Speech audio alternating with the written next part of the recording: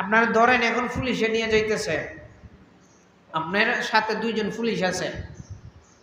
এখন বলা হয়েছে যে তোমার এখন 5 মিনিট টাইম আছে, 5 মিনিট টাইম আছে, তোমাকে ধরে নিয়ে যাওয়া হবে। এই 5 মিনিটের ভিতরে তোমার যা মন চাই তুমি করো। এখন আপনি কি করবেন? হাত বাঁধা বসে থাকবেন? আপনি যদি হাত বাঁধা বসে থাকেন তাহলে বোঝা যাবে যে না, আপনি ওই রকম মানুষ। আর যদি বুঝবান মানুষ হন তাহলে হয়তো আপনি যদি ওই রকম ইমানওয়ালা মানুষ হন, বলবেন যে আমি 2টা রাকাত নামাজ পড়ি, নিয়েই তো যাইবা, তাহলে 2টা রাকাত নামাজ পড়ি।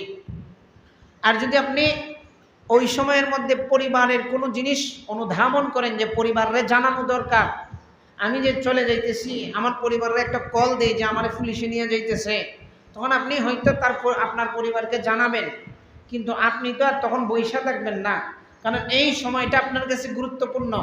এই সংক্ষিপ্ত সময়ের ভিতরেই যেটা করবেন ওইটা আপনার জন্য পরবর্তীতে গুরুত্বপূর্ণ ভূমিকা রাখবে। ঠিক তদ্রুপ আল্লাহ রাসূল যেহেতু হাদিসের মধ্যে এই জিলহজের প্রথম 10 দিন গুরুত্বপূর্ণ বলছে, তার মানে এই 10 দিন আপনাকে এইভাবেই খাটাতে হবে যেভাবে অন্যান্য সময়ের চেয়ে এই সময়টা আলাদা মর্যাদা বহন করে।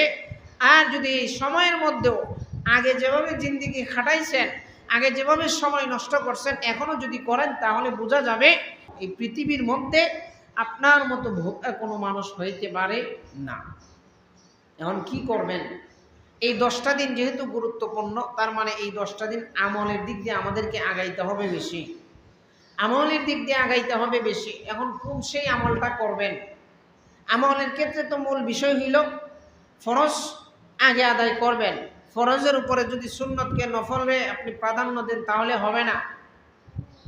আপনার ঘরের মধ্যে দরকার সিমেন্ট, আপনার ঘরের মধ্যে দরকার রড। আপনি যদি রড না দিয়ে বাঁশ দিয়ে দেন, ঘর হয়ে যাইব, কিন্তু 2 দিন পরে ভাঙে যাইব। হয় না?